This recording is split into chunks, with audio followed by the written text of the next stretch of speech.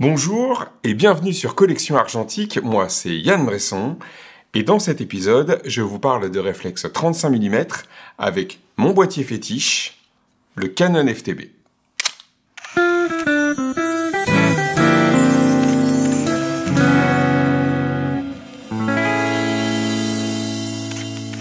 Le Canon FTB est un réflexe 35 mm à objectif interchangeable typique de ce qui se faisait de mieux dans les années 70. Il s'agit d'un appareil mécanique à réglage manuel équipé d'une cellule, d'un posemètre couplé pour être précis, qui fait la mesure TTL à travers l'objectif à pleine ouverture. Pour le situer vis-à-vis de ses concurrents contemporains de gamme équivalente, on peut le comparer au Nikon Nikormat FTN ou FT2, au Minolta de la série SRT ou encore au Pentax Spotmatic ou Helix. Le FTB est souvent présenté comme le petit frère du légendaire et professionnel Canon F1 avec qui il partage la monture d'objectif FD. Le F1 est la base d'un système entièrement modulaire, démontable et adaptable à beaucoup d'applications professionnelles, là où le FTB est un appareil d'un seul tenant. Solide, simple et efficace, le FTB est doté de toutes les fonctions essentielles pour faire de bonnes et de belles photos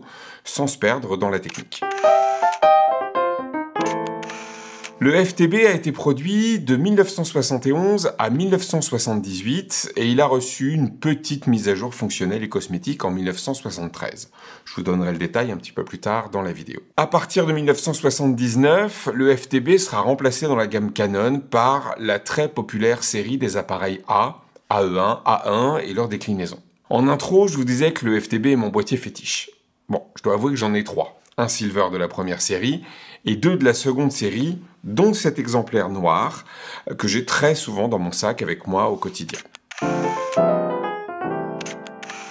Le design du FTB est sobre, efficace et très caractéristique des boîtiers réflexes du début des années 70. Les commandes sont positionnées de manière logique, pour ne pas dire classique, sur le dessus et la face avant de l'appareil. Le boîtier du Canon FTB est entièrement métallique.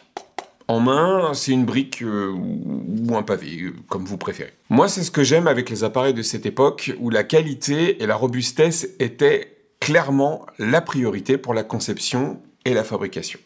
Bon, ça se paye un petit peu autour du cou avec un poids de 1 kg, avec le 50 mm comme ici, mais si on y songe, 1 kg, c'est moins qu'un Sony Alpha 7 avec le Tamron 2875 monté dessus, par exemple. Commençons le tour du propriétaire par le chargement. C'est un des points forts, sinon le point fort des appareils Canon dotés du système QL pour Quick Load. La manœuvre est très simple, le capot arrière s'ouvre en tirant sur la manivelle de rembobinage. À partir de là, je place la cartouche 135. Je rabaisse la manivelle, puis je place l'extrémité de l'amorce du film à l'aplomb du second rouleau, comme indiqué sur le schéma situé sur le revers du capot. Je ne sors pas trop de film de la cartouche, et je m'assure que le crantage de la pellicule est bien en face des dents de la roue d'entraînement. Je referme un peu le capot, la plaque montée sur ressort va alors venir presser le film sur le mécanisme d'entraînement. Enfin, j'arme,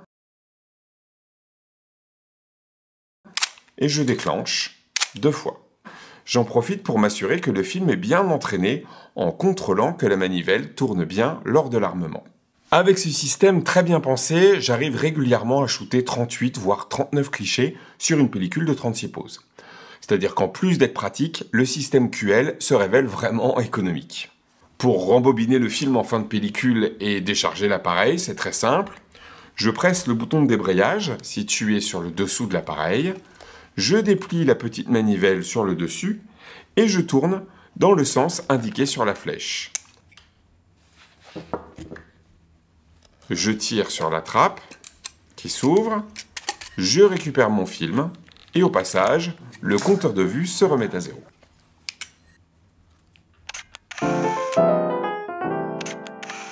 Je vous le disais en intro, le FTB dispose d'un posemètre. Il est alimenté par une pile bouton qui se loge sur le côté gauche du boîtier, derrière une trappe vissée. À l'origine, les piles utilisées étaient au mercure et délivraient une tension de 1,35 volts, tension pour laquelle le circuit de la cellule a été conçu et calibré. Les piles au mercure ont été interdites en l'an 2000 et c'est plutôt une bonne chose. Il faut depuis se rabattre sur des piles alcalines ou salines d'une tension de 1,5 V.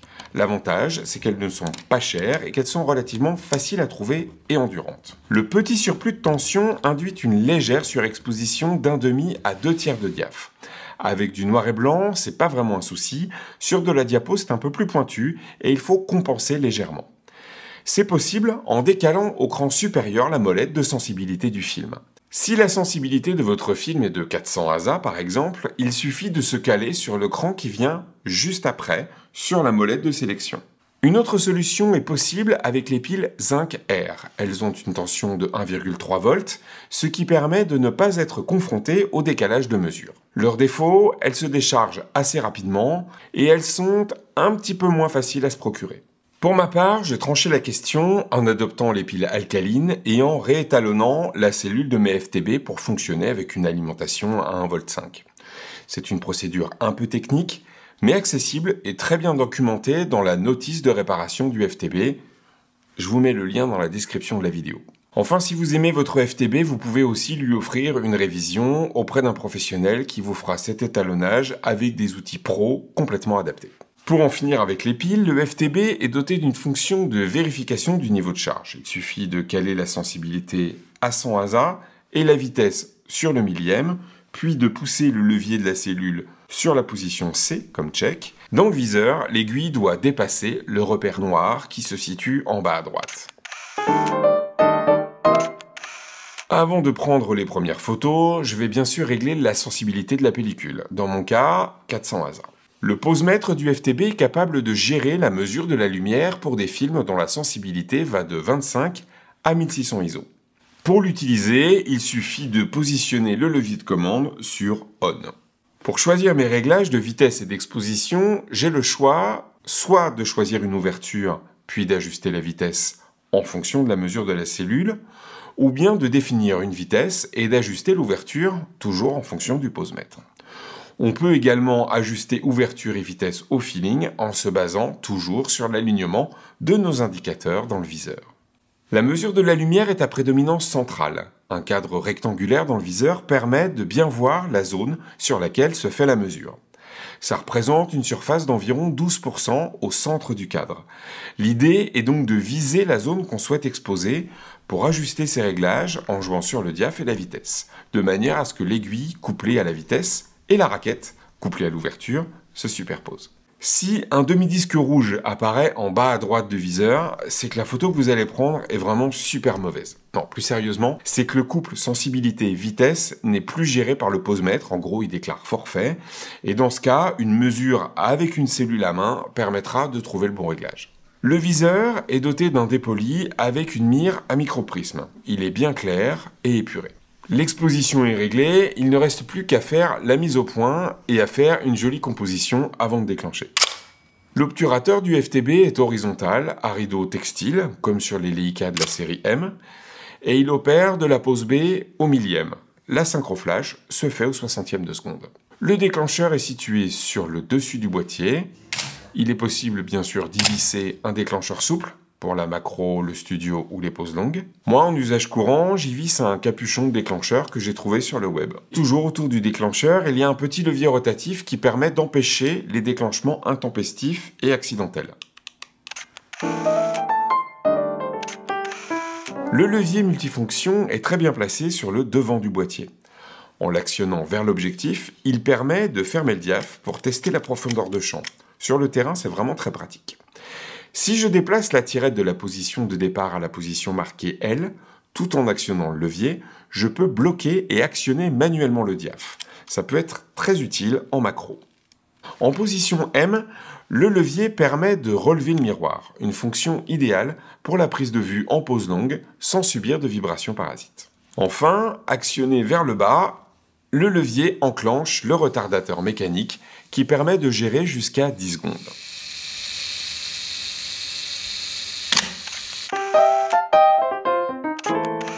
Le Le Canon FTB est équipé d'une griffe porte-flash sur laquelle on peut monter un flash Speedlight 133D ou tout autre modèle compatible d'époque.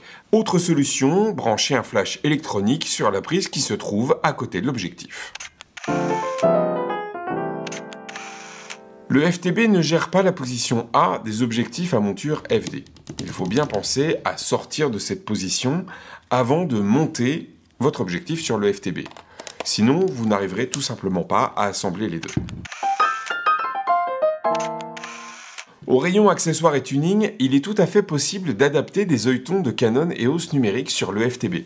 Ils s'intègrent très bien et apportent juste ce qu'il faut de confort pour bien se coller l'œil dans le viseur. Moi, j'ai même ajouté un petit bouchon sur la griffe porte-flash, tant le contact avec celle-ci déplaît profondément à mes arcades sourcilières. En plus, ça bloque l'œilleton et ça évite de le perdre. Je vous disais un petit peu plus tôt que le FTB avait reçu une mise à jour en 1973. Les modifications sont assez légères, il y a un petit volet de protection qui a été ajouté sur la prise flash. L'affichage de la vitesse est apparu dans le viseur. Le levier du retardateur a adopté le même dessin que celui du F1. Et le pourtour de la bague des vitesses a reçu un crantage différent qui offre un meilleur grip. Enfin, le levier d'armement a été redessiné et il a reçu un petit revêtement en plastique un petit peu plus confortable au niveau de l'extrémité. Ceci posé, les caractéristiques fondamentales de l'appareil ne changent pas, ça reste du solide, efficace, enfin du tout bon quoi.